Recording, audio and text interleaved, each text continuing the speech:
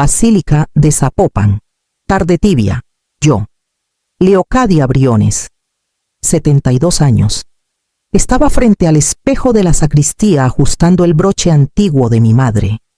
Un camafeo con filo de oro de momento solemne.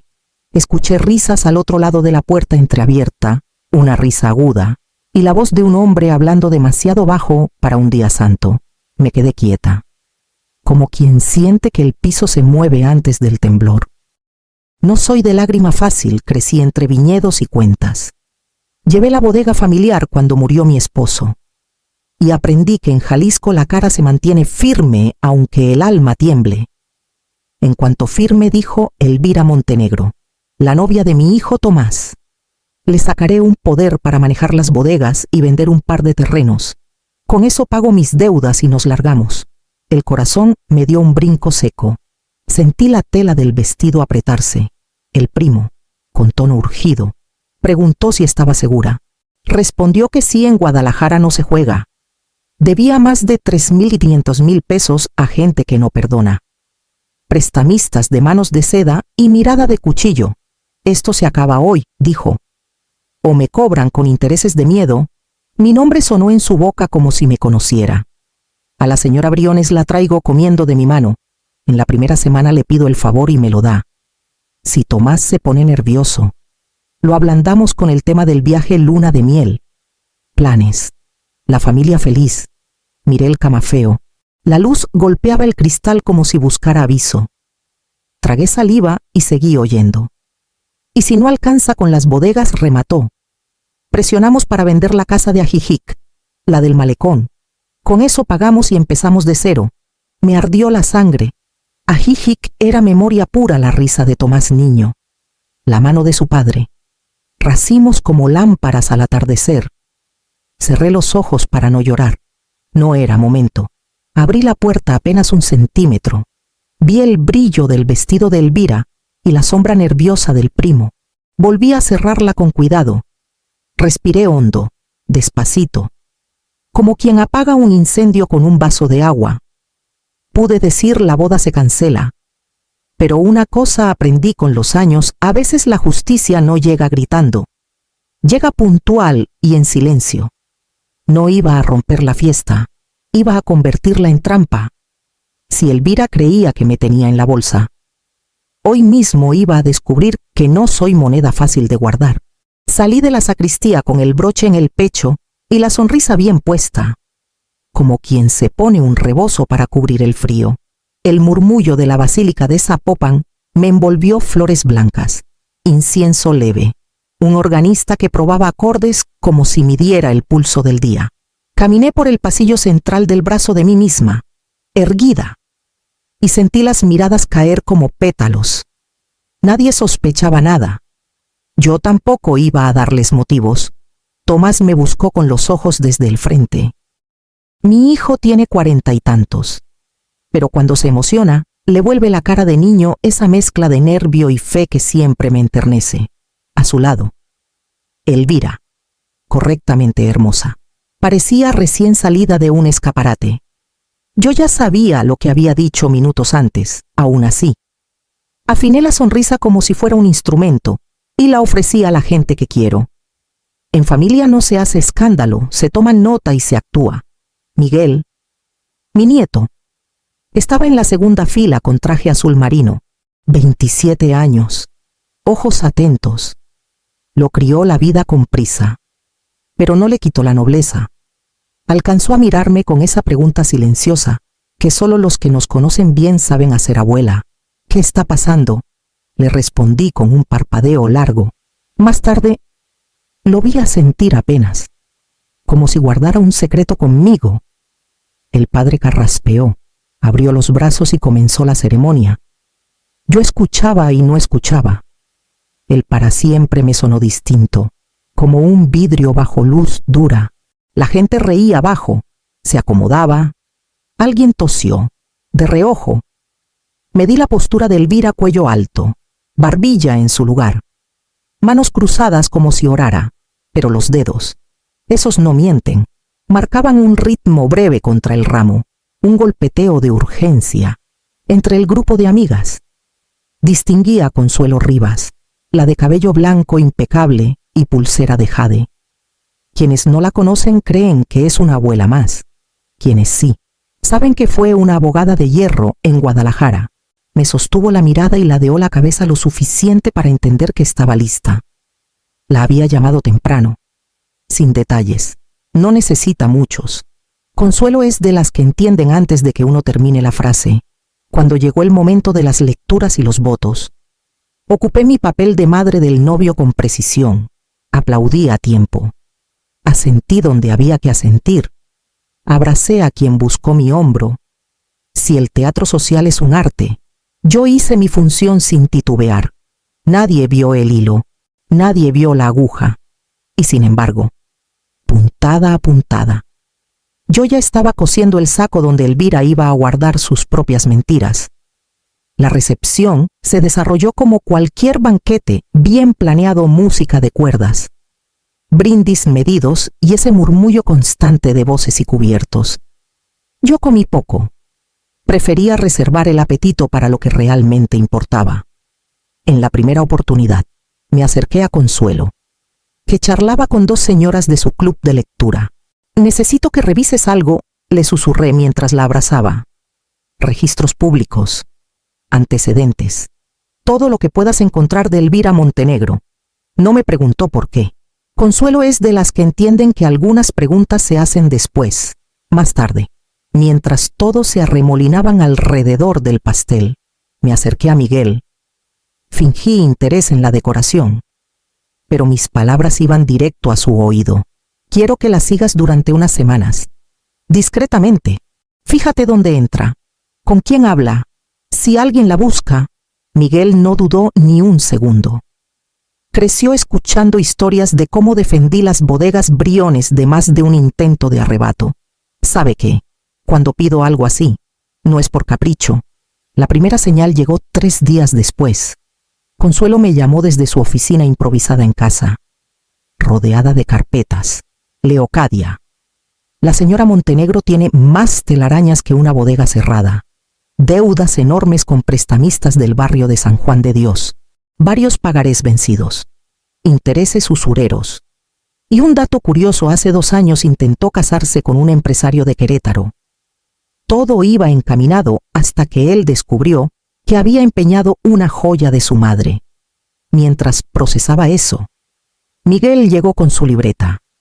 Había seguido a Elvira a un café cerca del Mercado Libertad. Allí se reunió con un hombre que no necesitaba presentación para mí, Baltasar Íñigo. El nombre me supo amargo. 20 años atrás, en uno de los peores inviernos de la bodega, Baltasar intentó comprarla a precio de remate. Aprovechando una sequía que nos dejó sin cosecha, lo rechacé. Y desde entonces no cruzamos palabra. Ella le entregó un sobre, dijo Miguel, él lo contó. Lo abrió y sonrió como quien ya ganó. No hizo falta más. Ahora sabía que Elvira no solo estaba endeudada, sino que su deuda estaba atada a uno de los hombres que más había querido ver mi apellido borrado de las etiquetas de vino. Y si Baltasar Íñigo estaba en la jugada, el riesgo no era solo perder propiedades, era perder el legado entero. No fue fácil decidirlo, pero a veces, para apagar un incendio, hay que usar fuego. 2 días después, me presenté en Tlaquepaque, frente a la vieja casona de cantera donde Baltasar Íñigo tiene su oficina. A simple vista, parece un despacho de bienes raíces, pero cualquiera que conozca la zona sabe que ahí se negocia de todo, menos casas. Entré con paso firme. El asistente, un joven de mirada esquiva, apenas alcanzó a preguntar mi nombre cuando la puerta del fondo se abrió. «Leocadia Briones», dijo Baltasar, dejando que mi apellido flotara como un vino viejo en copa. Si esto no es un milagro, es un mal presagio. Su oficina olía a cuero y tabaco. Él, con el cabello más blanco pero la misma sonrisa de zorro, me invitó a sentar. «Vengo a proponerte algo», empecé, y no es venderte las bodegas. Se inclinó hacia adelante. Curioso, le conté lo suficiente para despertar su interés. Elvira le debía una suma considerable, y yo necesitaba que ese hecho saliera a la luz. Pero en el momento preciso, sin golpes, sin escándalos que manchen a Tomás, aclaré. Solo lo justo para que todos vean quién es realmente. Baltasar entrelazó los dedos, evaluando como si oliera un trato jugoso. Y yo que gano una parte de la deuda, pagada por mí, en efectivo. Dije por mí con la serenidad de quien sabe que el otro está haciendo cuentas mentales. Él sonrió, lento, interesante. Nunca pensé que un día trabajaríamos juntos. Me extendió la mano y, por primera vez en 20 años, la estreché. Era un apretón frío, calculado, hecho. Yo aparezco cuando me digas, con la excusa de cobrarle, y sin violencia. Asentí. Nos despedimos como viejos rivales que se dan un respiro. Pero en mi mente ya estaba claro, ese dinero nunca iba a salir de mis manos. Baltasar pensaba que me tenía amarrada. No sabía que yo ya estaba tejiendo un plan donde él sería solo una pieza más. Al salir a la calle, el sol de Tlaquepaque me golpeó de lleno. Caminé despacio, sintiendo que acababa de alinear a un enemigo en mi propio tablero. Y en ese juego, las piezas que creen mover solas, tarde o temprano, descubren que alguien más dirige la partida. Volví a casa con la certeza de que el primer movimiento debía parecer un gesto de buena voluntad. Esa noche, mientras Tomás cenaba conmigo en la terraza, le hablé con voz tranquila, como si estuviera pensando en voz alta. Hijo, sé que Elvira quiere sentirse parte de la familia. ¿Qué te parecería darle un poder notarial limitado? Algo para compras menores. Cuestiones prácticas. Así no siente que la tenemos al margen. Tomás, ingenuo como siempre en lo que respecta a asuntos de corazón, sonrió de inmediato. Me parece bien. Mamá, va a estar feliz. Le serví más vino, ocultando mi propia sonrisa. Él creyó que era aprobación en realidad. Era el reflejo de una jugada que ya tenía 2 pasos más adelante. Al día siguiente, llamé a Consuelo. Nos reunimos en su estudio, donde el olor a papel viejo se mezclaba con café recién hecho. Necesito un documento señuelo, le dije, que parezca inocente. ¿Pero qué? Si se excede en sus facultades, constituya fraude sin lugar a interpretaciones. Consuelo arqueó una ceja, interesada. ¿Cuánto quieres limitarla? Que no pueda mover ni un peso de las cuentas principales ni vender propiedades, solo compras menores. Máximo 50,000 pesos. Y siempre con comprobantes. Si rompe esa regla, que el papel sea su sentencia, la vi escribir, con esa precisión de bisturí que la hizo temida en su época de abogada. Cada cláusula era una trampa pulida, escondida bajo un lenguaje amable. 2 días después, en el comedor de la casa, presentamos el documento. Elvira llegó con un vestido de flores y una sonrisa estudiada.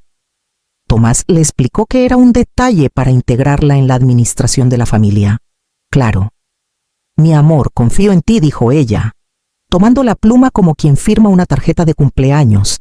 Apenas hojeó las primeras páginas. No preguntó por los límites. No buscó letra pequeña. Firmó con un trazo rápido y levantó la vista para besar a Tomás en la mejilla. Yo recogí las copias y las guardé en una carpeta de cuero. Con el mismo cuidado con que se guarda un cuchillo afilado, afuera, la tarde de Guadalajara se cerraba con nubes pesadas. Como si supiera que algo estaba por romperse, el salón del Hotel Demetria estaba vestido de luces cálidas y copas brillantes. El brindis corría entre risas y conversaciones, mientras un cuarteto de cuerdas ponía el fondo perfecto. Yo estaba de pie junto a Tomás, una copa en la mano, escuchando a medias los halagos y buenos deseos. Fue entonces cuando se abrió la puerta lateral y entró Baltasar Íñigo, impecable en traje oscuro, con una sonrisa que no presagiaba nada bueno. Su voz retumbó en el salón como un trueno seco, señora Montenegro. Y la deuda de 3,500,000 pesos hizo una pausa para que todos lo asimilaran. Piensa pagarla con las tierras de los Briones. El silencio fue instantáneo. Hasta el cuarteto dejó de tocar. Las miradas se voltearon hacia Elvira, que se quedó petrificada con la copa a medio camino de sus labios. «¿Qué dice este hombre?», balbuceó Tomás. Desconcertado, yo, con la calma de quien ha ensayado cada gesto, fruncí el ceño fingiendo sorpresa. «Tomás, quizá podamos aclarar esto ahora mismo». Me giré hacia Elvira. «Si no hay nada que ocultar, podemos acelerar unos papeles para que todo quede claro. ¿Te parece?» La presión de las miradas la envolvió como un lazo. Elvira tragó saliva, pero asintió. Intentando recuperar la compostura, saqué de mi bolso una carpeta, la misma que había preparado con Consuelo, y la puse sobre una mesa cercana. Miguel, que estaba al otro lado del salón, encendió discretamente la cámara de su teléfono, oculta entre unas flores de mesa. «Aquí está todo», dije, abriendo el documento. «Solo firma para confirmar que actúas dentro de los límites acordados, así no quedará duda ante nadie». Elvira, sintiendo el peso de la situación y el murmullo que empezaba a crecer, tomó la pluma con manos tensas. Firmó rápido, sin leer más que el encabezado. La tinta aún estaba fresca cuando Miguel guardó la evidencia, capturando cada trazo. Baltasar, satisfecho con su papel, inclinó la cabeza y se retiró sin más. Dejando tras de sí un aire denso y expectante, yo levanté mi copa de nuevo, como si el incidente hubiera sido un simple malentendido, pero en mi interior sabía que, con esa firma, Elvira acababa de sellar mucho más que un papel, había firmado su propia caída. Pasaron apenas 4 días después de la escena en el Hotel Demetria para que Elvira mostrara su verdadero rostro. Era una tarde húmeda en Guadalajara cuando Consuelo me llamó. Su tono más agudo de lo normal. «Está en la notaría, Leocadia. Quiere mover 500,000 pesos de la cuenta de la bodega a una personal. Dice que el poder lo permite». Me acomodé el teléfono en el oído y sentí ese cosquilleo que da la confirmación de una sospecha. «¿Miguel está ahí?» «Sí, grabando todo», respondió Consuelo. No se imagina la trampa en la que está cayendo. Mientras tanto, Miguel observaba desde una mesa al fondo, con una carpeta como escudo, su teléfono apuntando discretamente hacia la ventanilla donde Elvira discutía con el notario. Vestía un traje claro y ese aire de impaciencia de quien cree que el dinero es cuestión de chasquear los dedos. «Claro que puedo autorizarlo», decía ella, empujando el documento hacia el funcionario. «Tengo poder notarial». El notario, un hombre meticuloso con bigote perfectamente recortado, hojeó el papel con calma. «Aquí dice claramente que las transferencias no pueden superar los 50,000 pesos y deben ser justificadas», replicó. Elvira frunció el ceño y forzó una sonrisa. «Debe ser un error». Pero en ese momento, Consuelo intervino, con la carpeta en mano. «No es un error, señora Montenegro, es fraude». Elvira palideció. Miguel capturó la reacción, cada parpadeo y cada titubeo, como si fueran pruebas de un juicio televisado. Y entonces, el golpe final revisando mensajes en su celular mientras esperaba. Miguel descubrió un correo abierto en su pantalla. Ahí estaba el plan completo. Elvira estaba negociando en secreto con un tercero en Ciudad de México la venta de las bodegas. A espaldas de Tomás y hasta de Baltasar, se me heló la sangre, no por sorpresa, sino por la magnitud de su ambición. Ya no era solo una nuera con deudas, era una traidora dispuesta a vender el legado Briones por piezas, como si fuera mercancía de feria. Esa tarde confirmé que la caída de Elvira no podía ser silenciosa, tenía que ser ejemplar. La cita fue en el comedor principal de la casa familiar, esa que da al jardín con las bugambilias en flor. Cerré las cortinas para controlar la luz y pedí a Miguel que preparara el proyector. A las 6 en punto. Llegaron todos, Tomás con el gesto confundido, Elvira intentando aparentar calma con un vestido rojo demasiado llamativo para la ocasión, y Baltasar, con ese paso lento pero firme de quien sabe que algo importante está por revelarse. «Gracias por venir», dije, acomodándome en la cabecera de la mesa. «Lo que verán hoy es definitivo». La primera imagen en la pantalla fue la de Elvira, en el salón del Hotel Demetria, firmando el documento frente a todos. Luego, el video en la notaría, intentando autorizar la transferencia de 500,000 pesos. El sonido captó claramente sus palabras, su insistencia y el momento exacto en que el notario le recordó las limitaciones del poder. Elvira comenzó a mover las manos, nerviosa.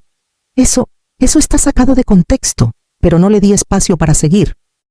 La siguiente proyección fueron los correos que Miguel había recuperado, mensajes dirigidos a un empresario de Ciudad de México, negociando la venta de las bodegas sin el conocimiento de Tomás ni de Baltasar. El silencio que siguió fue como un golpe seco. Baltasar se echó hacia atrás en la silla, cruzando los brazos. Así que también pensabas estafarme a mí. Elvira, su voz, grave, retumbó en la habitación. Ella bajó la mirada. Baltasar me miró entonces, y por primera vez en 20 años. Nuestras voluntades coincidieron. Leocadia. Cuenta conmigo para lo que siga, dijo, con una frialdad que cortaba el aire. Tomás, en cambio, parecía hundirse en la silla. Sus ojos iban de Elvira a mí, buscando alguna grieta en esa avalancha de pruebas. No puedo creerlo, susurró. Consuelo, que había permanecido en un costado, abrió su portafolio y colocó varios documentos sobre la mesa. Aquí está la denuncia formal por intento de fraude y abuso de confianza. Ya tiene fecha y hora para ser presentada. Elvira intentó hablar, pero la miré directamente, con la serenidad que solo da la certeza. Esto no es venganza, Elvira, es proteger lo que es nuestro. En ese instante, supe que la partida estaba resuelta. El jaque mate había sido limpio, público y, sobre todo, irreversible. Los días siguientes fueron un torbellino. La denuncia de Consuelo siguió su curso. Y, en menos de una semana, Elvira estaba citada a declarar ante el Ministerio Público. Los cargos eran claros: intento de fraude y abuso de confianza. El poder notarial quedó oficialmente anulado, y sus intentos de minimizar los hechos ante la prensa local se estrellaron contra la montaña de pruebas que habíamos reunido. Tomás vino a buscarme una tarde. Con el rostro demacrado y los hombros caídos, nos sentamos en la sala, donde el aroma del café recién colado parecía suavizar las palabras que él luchaba por decir. Mamá, no supe ver lo que estaba pasando. Perdóname. Lo miré con ternura, pero también con firmeza. La familia se protege con amor, Tomás, pero se defiende con inteligencia. Y esta vez tuvimos que hacer ambas cosas al mismo tiempo. Él asintió, sin intentar justificarse. Creo que en ese momento comprendió que no se trataba solo de salvar las bodegas o la casa, sino de preservar algo más profundo: la dignidad y la historia que esas paredes guardaban. Miguel, por su parte, dio un paso al frente. Propuso un sistema de control y transparencia para la administración de las bodegas. Con cuentas abiertas a la familia y auditorías trimestrales, lo vi desenvolverse en las reuniones con un aplomo que no le había conocido. Parecía entender que el legado no se hereda solo en papeles, sino en responsabilidad. Baltasar, curioso en su manera de mostrar gratitud, envió una caja de botellas añejas de tequila, con una nota breve: a los enemigos que saben hacer las paces. No esperaba menos de él, un gesto calculado, pero honesto. Un mes después, me encontré caminando por los viñedos en Tequila, mientras el sol caía sobre las hileras de agaves y la brisa traía el aroma dulce de la tierra. Entre el sonido de las hojas y el crujir del suelo bajo mis pasos, pensé en todo lo que había ocurrido. A veces, la venganza más dulce no es la que destruye al enemigo, sino la que permite que lo que intentaron quebrar florezca con más fuerza. Miré hacia el horizonte, donde las plantas se extendían como un mar verde, y supe que el legado Briones seguiría vivo mucho después de que yo no estuviera.